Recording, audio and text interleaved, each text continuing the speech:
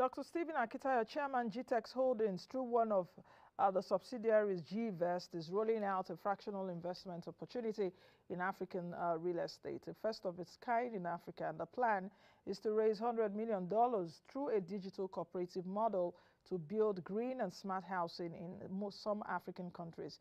In addition, following his nomination and award as a Forbes Best of Africa leading investment coach and real estate mogul last month in London, Dr. Akintayo is currently on his Africa book signing tour. The tour would also offer an opportunity to do some market study. Dr. Stephen Akintayo joins me now to discuss the opportunities that the cooperative model offers and other issues. Dr. Akintayo, good to have you and welcome. Yeah, again, you're looking good. Thank you, my friend. How are you? Good. Is it good morning? Because I know you are speaking to me this morning from Malaysia, Kuala Lumpur. So I guess Yes, it's evening over there. Or is it yes, night? we're 7 hours ahead, Yes. so it's 20 p.m. Yeah. Yes. So welcome again and thank you for the compliment. I think I will Mm, start by saying congratulations are in order for you. Of course, mm. we follow each other, so I definitely know some of your escapades and some of the accolades that you're getting. But congratulations again. You know, Thank you. a man that has been suffering, a man that suffered many, many years ago. You know, if they had told you you would get to this level at this time, what would you have said? If they had showed you a picture of where Yeah. you are now, like 30 years ago, what would you have said? Funny enough, I definitely would be not at this level, but I'd always had big dreams and I was quite ambitious growing up, and so I'd always wanted to be great, but the speed and at the level we're getting it is humbling. It's really, really humbling. Mm. So congratulations again. I know I'll come back to that later. But let me start my question by asking you the idea of cooperatives, which is almost as old as savings itself. You know, we have that even in Nigeria, the Susu model, cooperative model, where you see a lot of people coming together to put funds together for a certain cause. But what distinguishes this your digital cooperative model from others, especially in the real estate sector? Beautiful. So number one is the fact that we're leveraging on technology. Everybody's able to download a mobile app. They can see their transactions, they can see what they're doing from the mobile app, as well as opportunity to take advantage of. Also, the meetings, as we know, the typical cooperative is was the fiscal meeting quarterly. With this, you can do virtually. And with this, we can easily bring together the 54 African nations, just one platform, and everybody is able to take advantage. Number next is the fact that we're using a fractional real estate model. For example, if you were to own a property and it costs, let's say, $100,000, now 20 people can come together and then each person contributing $25,000. And those 20 people own that particular house and they also shared the rental income that comes from the house. So these are some of the advantages of this. So I don't need to wait till I have $100,000 before I can own my property in Ghana or Uganda or Zambia, at some of the countries we're considering, or Kenya. And I can also be getting my returns. And even if I'm not from Kenya or from Uganda, I can get my returns in whatever currency and wherever part of the world I am in. Okay, first things first, even before the idea of cooperative, what made you come up with this model in the first place, especially in the sector where you play in? Yeah, it's because of this. I mean, you journalists always ask affordable housing. I mean, I've never, I practically can do one interview without people saying affordable housing. And we know in reality that's difficult to achieve. What we can do is accessible housing, not affordable. Anywhere in the world, real estate is quite expensive. And I've done the maths many times where I've proven that a three-bedroom in Houston, Texas, USA, is more expensive than a three-bedroom in Lagos, Nigeria, which is even where you have the most expensive properties. In fact, the cost of a three-bedroom in Houston will probably get you 3 units of three-bedroom in Nigeria. But the difference is that you can drop 10%. Okay. And then, so in other words, I can drop $100,000 and I have access to $1 million worth of real estate. So they've made it accessible. It's still not affordable, right? Yeah, But it's because they have accessible. a good mortgage system. Exactly. So Yeah. we felt this model can make it accessible, where, okay, even if I alone can own one house, 20 of us can own, and we can share the returns that comes from it. So, that's the kind of innovation we're bringing into, because you can't change the fact that the cost of building materials, most of them imported, constantly keeps going up. All right. And there's nothing a developer like us can do about that. We don't have control over cement, we don't have control over the doors, the building materials that is being used. We don't. Even the land is also constantly going up. If you want a land that has C of O in Nigeria, you know how expensive that could be. Okay. So we don't have that control. But what we can do is to make it accessible, and that's one of the innovations we're bringing to bear. Okay, I just want to take you up on perhaps what you said earlier in terms of even the cost of housing in Texas or even somewhere in the U.S.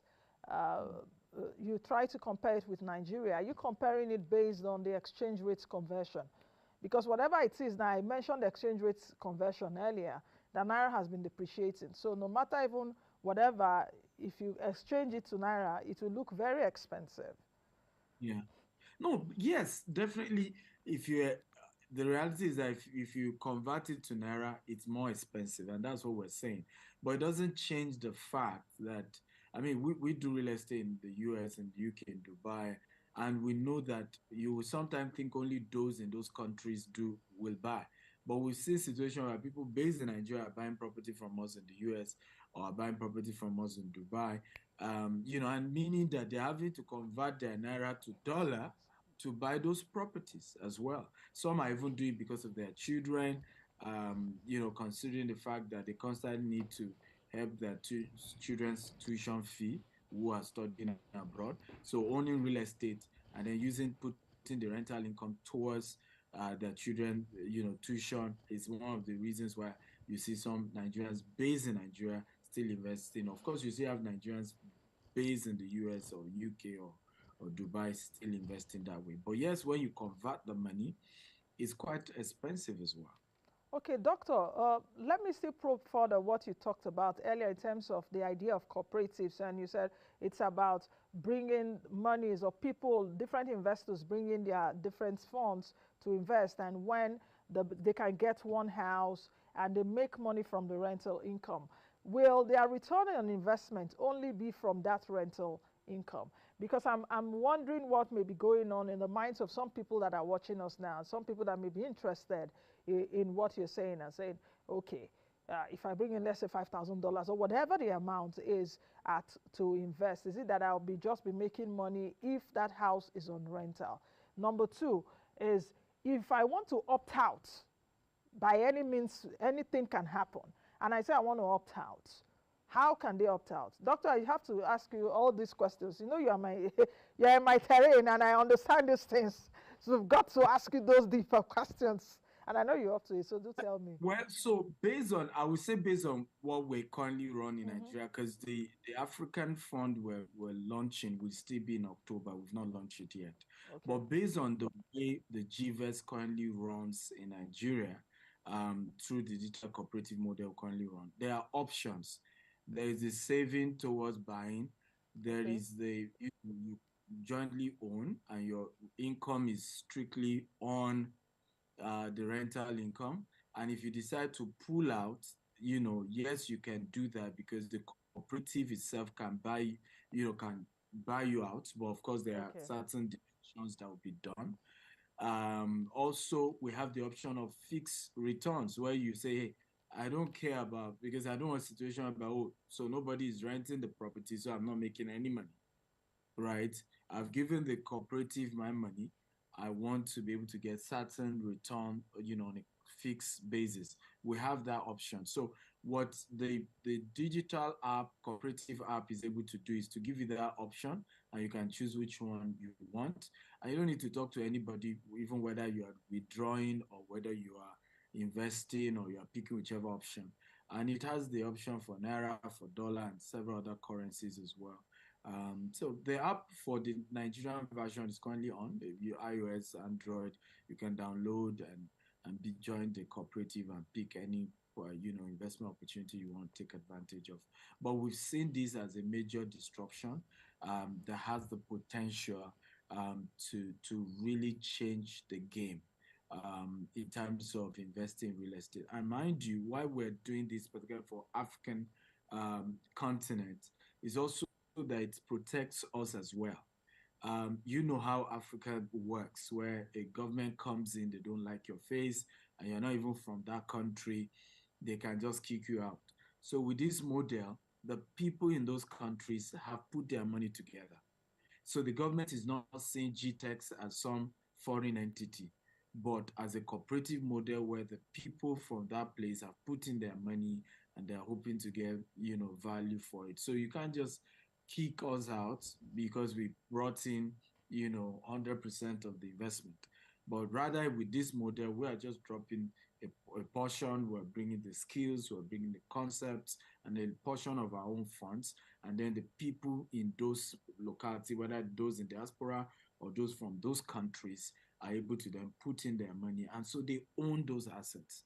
And for us, it's also a way of guarantee as well. Okay, $100 million is a substantial amount of money. In fact, when I did the exchange, I'm getting about with 719 naira, I'm getting about 79 billion. Or how much is it again? I like, doctor, are you certain that investors will be eager to participate in this? And what type of investors are you searching for? Are they institutional investors, retail investors, or even diaspora investors? And another question I want to add to that, is there a threshold amount to be invested? Beautiful. So yes, $100 million is a lot, but Mm-hmm. in real estate sector, it's not a lot. Real estate is capital intensive.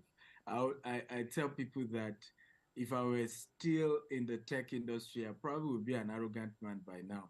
But you see, in real estate, $100 million, in certain conversation, is just a small boy starting the game, right? Because it's capital intensive. We have to be realistic about these things. And when you're building green, meaning you are doing your own renewable energy, you're providing infrastructure, you're doing smart homes, it's a lot. However, will we get people to invest? The good news is that we already have an amazing people. Remember, I don't know whether I was here on this station when I started my tour.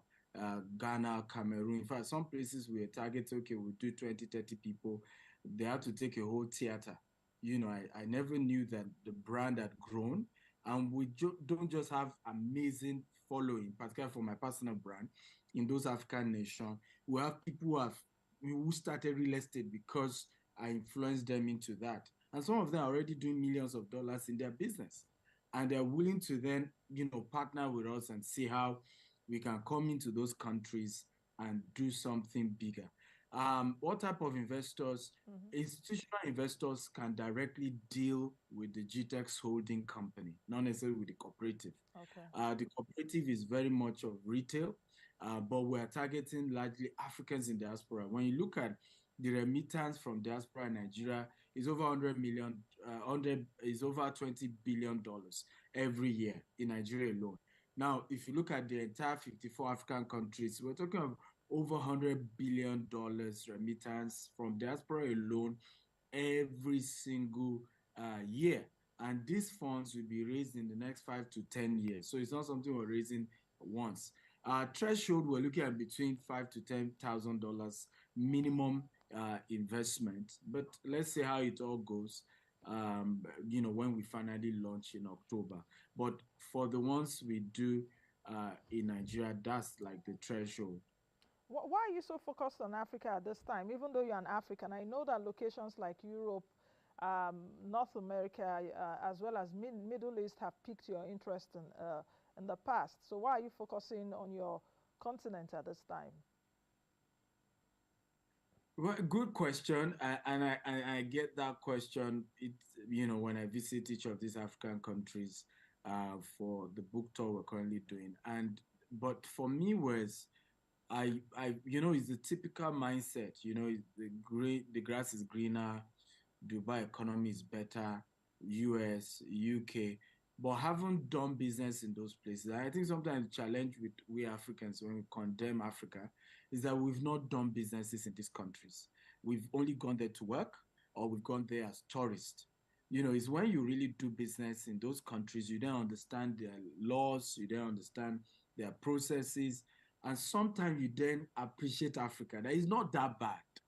There are certain things, and I'm not trying to, I don't patronize government anyway. I'm There are certain things that we take for granted with democracy. For example, you have the NSAS that happened in Nigeria, and then government set up their own panel, and that panel indicted them. That can't happen in Dubai, for example. It's not possible, right? It's not going to happen, right? So when you go back and you look back, yes, there are challenges. Africa is not that, there are so many areas we can improve. But when you do your analysis very well as an entrepreneur in those countries, you realize that Africa is not that bad. The people are hungry, they're passionate, they're very hardworking, and the diaspora market is huge. They're hungry about going back home, replicating what they've seen in developed countries back in Africa. So as I started touring Africa for my book, I saw the opportunities. It's amazing. Virtually in the whole of Africa, properties are valued in dollars, right? There's a dollar equivalent to every property you're buying in Ghana, in Kenya, in Zambia. So what's the difference really? Investing and the profit margin in Africa is a lot more Okay, than let's come you into that. get, that you get, in developed countries, because of course they are the risk, they are the The return. return. Yeah. I was actually coming to that, but you've answered. I wanted to ask if investing in your sector in Africa is actually more profitable than other countries which you've invested, but you've answered the question. But perhaps I'll take it a little bit further. Still in Africa, where do you think is more profitable, even among the African countries? Is it Ghana? Is it Kenya? Is it Nigeria? Is it Zambia? Where inflation, where their currency is really strong, where the what's the name of this their president again? Oh, I've forgotten now. But when he came in, inflation you really attacked the challenges in the economy in Zambia, and Zambia seems to be getting it right now. So where in Africa do you think that return on investment is higher? Funny enough, you won't believe it, is Nigeria. Mm. because Yeah, of, exactly. because the population. Hmm. I think the population is a major advantage, and the housing deficit is very huge. However, the challenge is when you change your money to dollar, all that profit is It's gone. And gone. Yeah. Zambia, I kind of call Zambia like the Wakanda of Africa, really, because when I visited Zambia, the Victoria Falls, I did the Lion Walk. It's just amazing, and it's funny how a lot of Westerners have invested so much in Zambia. There are parts of Zambia that when you go, you don't even see black people, Mm. purely whites, who have done real estate in those axes, very pricey. So for me, the tour opened me up to the fact that the income is there, the return is there, and most of them price it even in dollars. And when you check, because of their currency, like in Zambia currency is stronger than Mm. Nigeria Mm-hmm. currency. So it might almost end up looking as if you're probably going to make better profit in Zambia. But of course, we need to start business there first and see how the market goes. But from the exchange rate, it looks as if one will have better profit than Nigeria. Yes, that's Zambia's president, President Hichilema. Yes, that's the Yeah. name I was. I love the name, by the way, though Yes, yes. it's too the people feel that money is not flowing. Mm. But I think that's the kind of president Nigerians want. All right.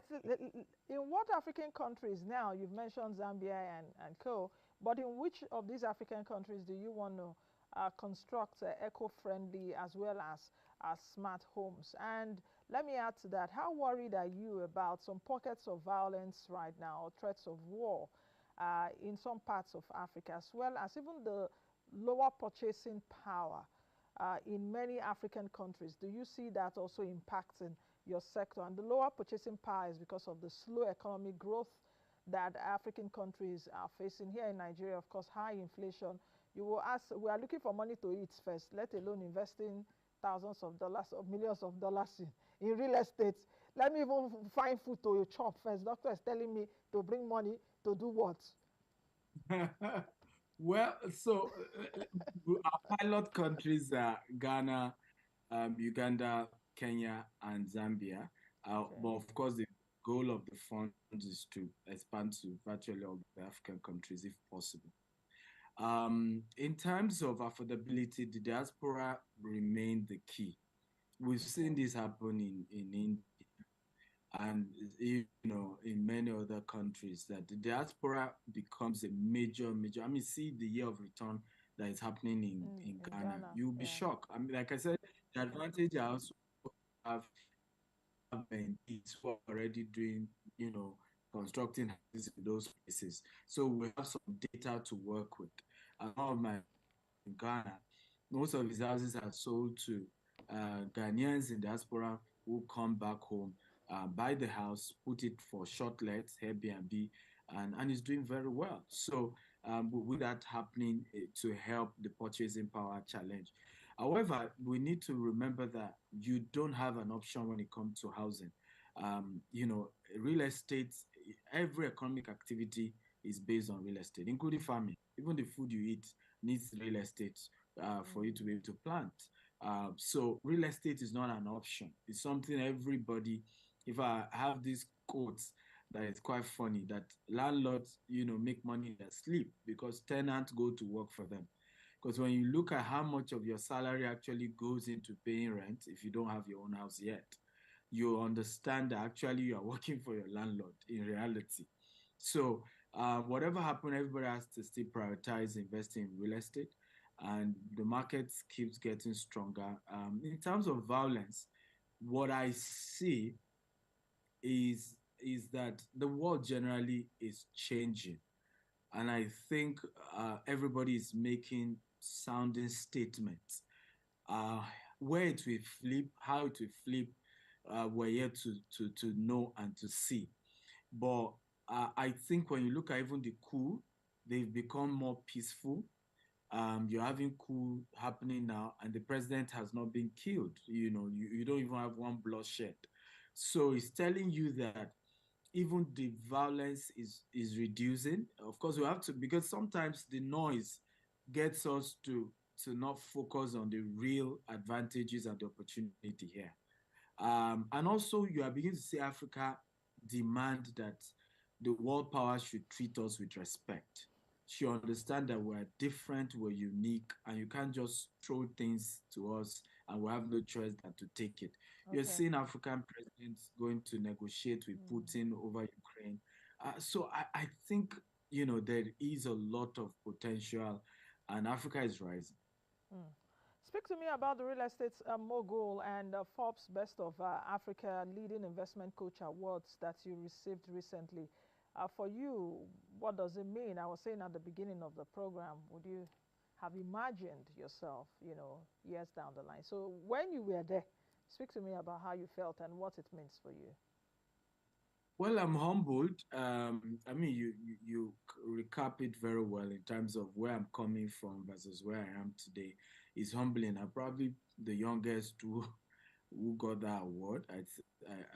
In their history. I think last year we had, was it last year we had Pastor Paul Adefarasi who got the humanitarian version of the award. So when you look at the quality of people who have gotten that for Best of African award, it's humbling to be added to that list. Really, really humbling. Mm. But for me, my view is that the award is for everybody. Investors who believe in us, because it's a different things when you are investing with a company where the chairman is the son of a rich man or is bankrolled by a politician. But when you are investing with a company where the founder has no wealthy background and you still trust that person and trust that company, and you put in your money and they decide to move internationally and you still believe in them. I remember, I don't know whether I shared it on this station, a man who invested with us in Dubai over $1 million. We never met until the day he came for his key in Dubai. So I had to ask him out of curiosity, you kept sending money, you never met us before. What if we're not real? And he said something very funny. He said, you are too intelligent, you know, to scam me. And that was why I invested with you. I listened to you and I believe that somebody of your insight, understand how to legitimately make money. So there's no point trying to play games with people. And so the award goes to those people. It goes to our staff. It goes to my family. It goes to media people like you who constantly, put spotlight on what we do. So it's a whole village award. Like it takes a village to raise a child in Africa. I know you're on a book tour now and you have many books, but which one of your books are you currently promoting? Yeah, so remember the Billionaire Habits? I was here to do that, then followed by Billionaire Code. So this year we did three new ones: Billionaire Habit for entrepreneurs, Billionaire Habit for pastors, and Billionaire Land Banker for those in the real estate sector. So what we're doing is a combination of those five series, in those visits. So we've done Ghana, Cameroon, Kenya, Zambia. This leg, we started with Kenya again, Mauritius, Uganda. I'm going to Rwanda next, Okay. and then we do South Africa later. So it's amazing. It's exciting. So with all of this, these are the countries you've visited, and I know now you're speaking to me from Malaysia. Which other countries do you want to visit apart from those which you've called and the one you are in right now? Are there some others that you want to visit? Yes, so we have Rwanda next and South Africa next, Okay. but I'm very curious about Gambia. So we're hoping but that will be later in the year. Gambia is also another place, but I'm also doing a mixture of US, UK, Europe tour in September, October, and I'm hoping to put Singapore somewhere in that mix. So it's a global tour for me because for us is we started local, but it's a global vision, and the intention is to expand all over the world. Whether in my lifetime or after I'm long gone. Because for us, it's a transgenerational business we're building. We currently are running with a Vision 2035, and in the next 5 years, we're launching our Vision 2100. So even by the time I'm leaving this earth, we will have 100-year goal plan for my predecessors to carry on with. Mm. That seems to me like a business succession, which is another topic. Perhaps we'll talk about another day. There are new economic policies that have come out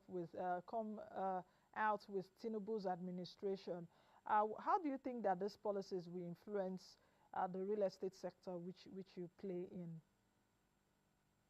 Well, we I mean it has both side of the coin. You have the negative side, which is the affordability is further reduced with what is going on. More people won't be able to afford property, and this is one of the reasons why for me I supported the subsidy removal policy, as well as the having a same dollar instead of having black markets and CBN rates, which was just enriching some few people.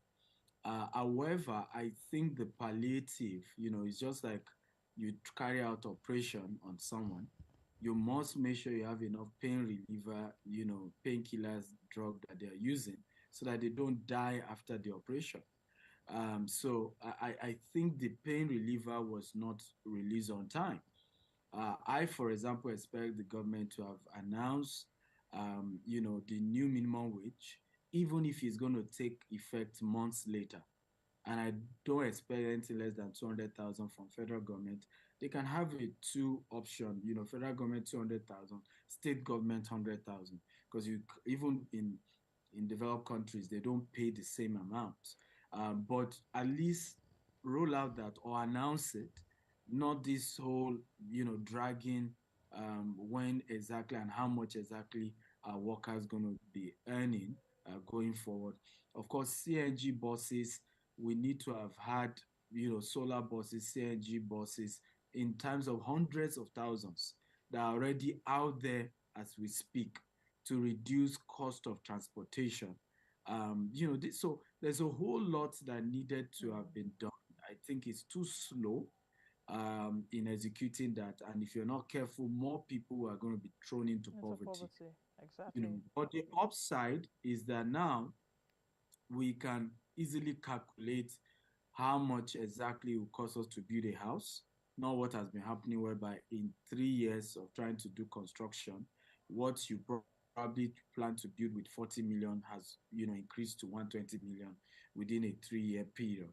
At least now there's a fixed amount in that regard, and the country also is able to earn enough, and you are not putting all your income in Okay. paying them. Yeah. Okay, what future strategies does GTEX Holdings that now your companies have to mitigate the impacts and the effects on your clients, your agents, as well as your developers? Are you putting anything in place?